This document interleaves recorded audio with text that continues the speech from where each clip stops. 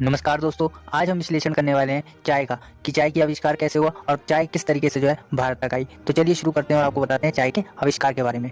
2700 ईसा पूर्व की बात थी। चाइना का राजा जिसका नाम शेन बगीचे में बैठे पानी गर्म कर रहा था। तभी कुछ पत्तियां जो है उसके पानी में आ गिरी।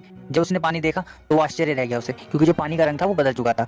अब यदि वो पानी दोबारा गर्म करता तो उसे समय लगता। तो उसने क्या किया, उसी पानी को पी गया। जब उसने पिया पानी तो बड़ा उसे अच्छा लगा, वो मतलब कह सकते कि स्वाद आया उस पानी में। उसने अपने दरबारियों को बुलाया और वो पत्ती खोजने को गई जो उस पानी में गिरी थी। दरबारी गए और वो पत्तियां खोज के लिए आए और फिर क्या था, वो उसका सेवन रोज करने लगा। उस पत्तियों का सेवन जब राजा को करते देख तो उसकी प्रजा ने भी उसका सेवन करना शुरू किया। धीरे धीरे फिर पूरे चीन में बात फैल गई। पर चीन के लोगों को ये हिदायत दी गई थी कि चाय की जो रेसिपी है वो बाहर नहीं जानी चाहिए देश के। यही वजह थी कि कई सालों तक जो है किसी को चाय के बारे में पता नहीं चला, क्योंकि ये प्राकृतिक थी। तो इसका सेवन जो है बौद्ध भिक्षु भी करते थे। बौद्ध भिक्षु जहाँ पर भी जाते थे इन पत्तियों को अपने साथ लेके जाते थे, क्योंकि इनसे उनको ताजगी और एनर्जी मिलती थी। तो जहाँ पर भी गए वहां पर लोगों को चाय के बारे में पता लगा। जैसे वो जापान में गए तो जापान के लोगों को चाय के बारे में पता चला। फिर भूटान गए वो तो भूटान के लोगों को चाय के बारे में पता चला। फिर वो नेपाल आए, नेपाल के लोगों को पता चला। फिर आए भारत तो भारत के लोगों को चाय के बारे में पता चला। भारत के लोग चाय के बारे में अभी अच्छी तरीके से नहीं जानते थे। वो जो है चाय को दवाई के तौर पे पिया करते थे। जैसे हम दवाई कब पीते हैं, जब हमारी तबीयत खराब होती है, तो उसी प्रकार जो है चाय का सेवन भी भारतीय लोग दवाई के तौर पे किया करते थे।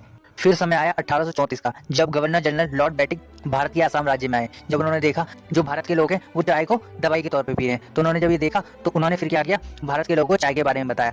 लॉर्ड बैटिंग ने ही भारतीय लोगों को पहली बार चाय के बारे में बताया। जब अंग्रेजों ने देखा कि असम राज्य में चाय अच्छी तरीके से उग सकती है, तो फिर क्या करा उन्होंने, 1835 के अंदर जो है यहाँ पर बागान लगाना शुरू कर दिए। यहाँ चाय के बड़े बड़े बागान लगाए और कुछ समय बाद यही अंग्रेजों का मुख्य व्यापार बन चुका था। पर अंग्रेजों का मुख्य व्यापार तो चाय बन चुका था, पर अभी भी भारत के लोग जो है चाय कम पी रहे थे। तो अंग्रेजों ने चाय की लत लगाने के लिए भारतीय लोगों को क्या किया, फ्री में चाय बंटवाई। तो फ्री में रेलवे स्टेशनों में फ्री में चाय बंटवाई, जिससे भारतीय लोगों को चाय की लत पड़े, और ये हुआ भी। और आज के टाइम में आप देख सकते हो कि अपने प्रोडक्शन का 70% जो है वो कंजप्शन करता है भारत। और लास्ट में इंपॉर्टेंट पॉइंट्स आपके साथ डिस्कस करने वाला हूँ। 3 पॉइंट है, इस पे आप गौर कीजिएगा। पहला पॉइंट है, सबसे ज्यादा जो प्रोडक्शन होता है चाय का वो कहाँ होता है, चाइना में।